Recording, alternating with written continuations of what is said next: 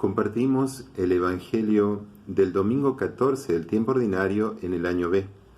El texto corresponde a Marcos capítulo 6, versículos 1 al 6. Jesús salió de allí y se dirigió a su pueblo seguido de sus discípulos. Cuando llegó el sábado, comenzó a enseñar en la sinagoga, y la multitud que lo escuchaba estaba asombrada y decía: ¿De dónde saca todo esto? ¿Qué sabiduría es esa que se le ha sido dada, y esos grandes milagros que se realizan por sus manos? ¿No es acaso el carpintero, el hijo de María, hermano de Santiago, de José, de Judas y de Simón? ¿Y sus hermanos no viven aquí entre nosotros? Y Jesús era para ellos un motivo de escándalo. Por eso les dijo: un profeta es despreciado solamente en su pueblo, en su familia y en su casa. Y no pudo hacer allí ningún milagro salvo curar a algunos pocos enfermos imponiéndole las manos. Y él se asombraba de su falta de fe. Después recorría los pueblos vecinos enseñando. Palabra del Señor.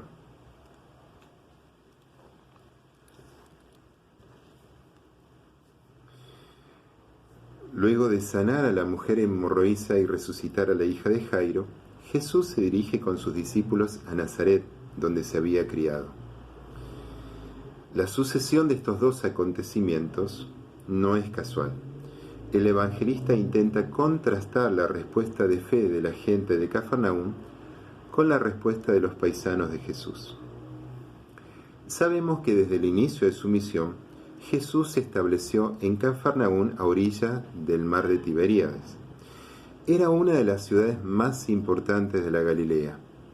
Por estar ubicada sobre el camino que unía Oriente con Occidente, la gente de Cafarnaúm era más abierta al contacto con los pueblos extranjeros y más receptiva a la novedad del mensaje de Jesús.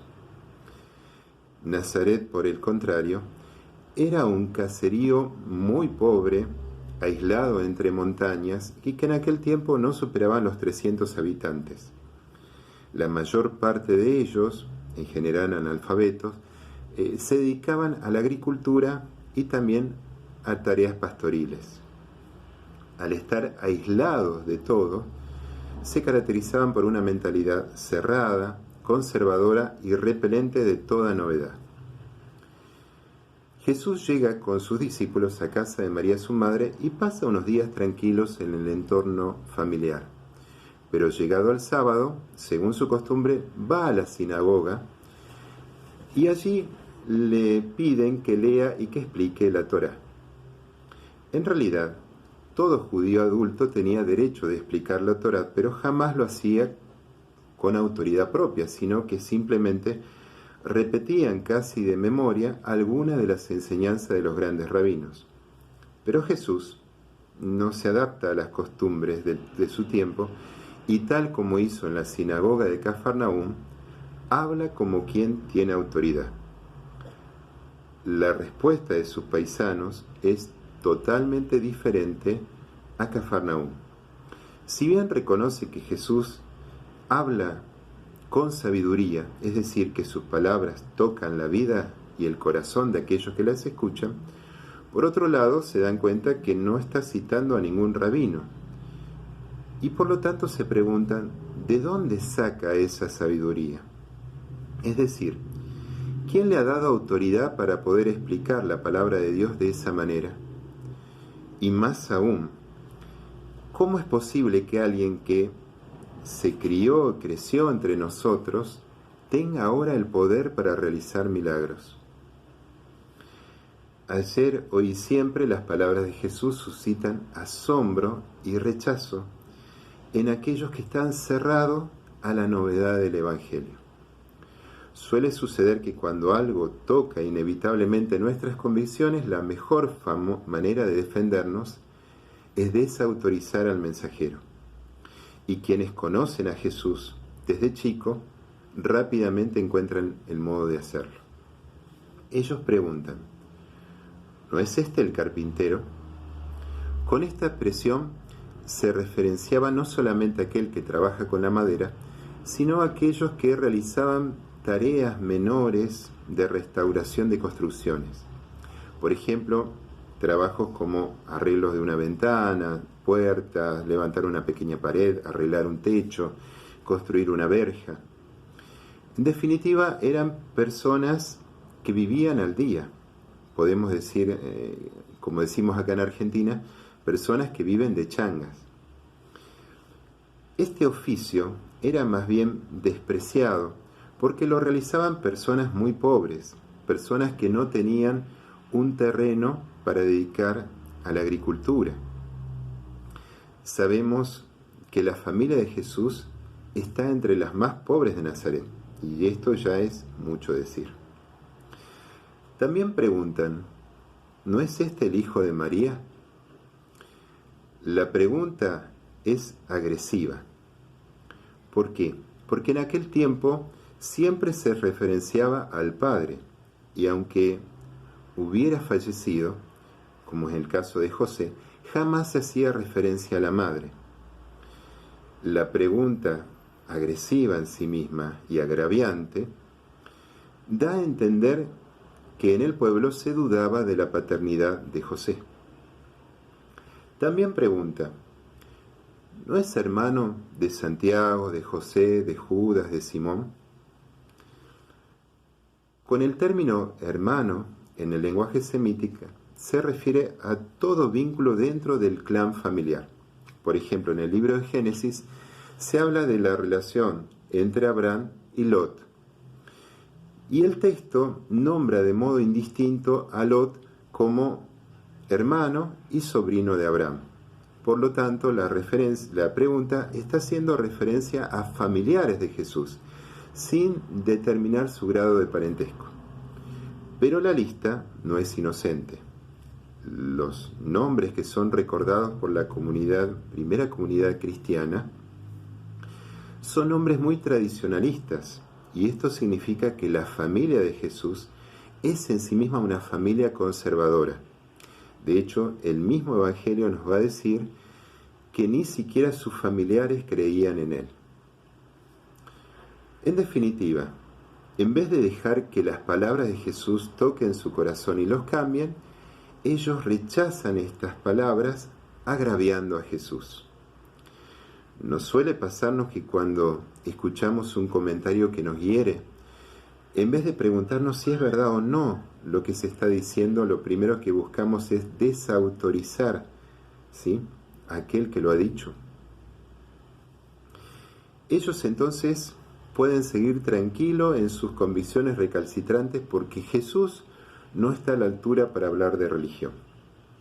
Es curioso que a lo largo de los siglos Dios haya elegido siempre personas muy humildes, muy pobres como mensajeros, y que sistemáticamente estas personas han sido rechazadas por los prudentes y eruditos. Veamos, por ejemplo, el indio Juan Diego, el negro Manuel, Bernadette, Lucía, Francisco Jacinta, la lista continúa. Es más, podemos decir que anclados en nuestras seguridades y convicciones, como los paisanos de Jesús, podemos declarar escandaloso al mensajero.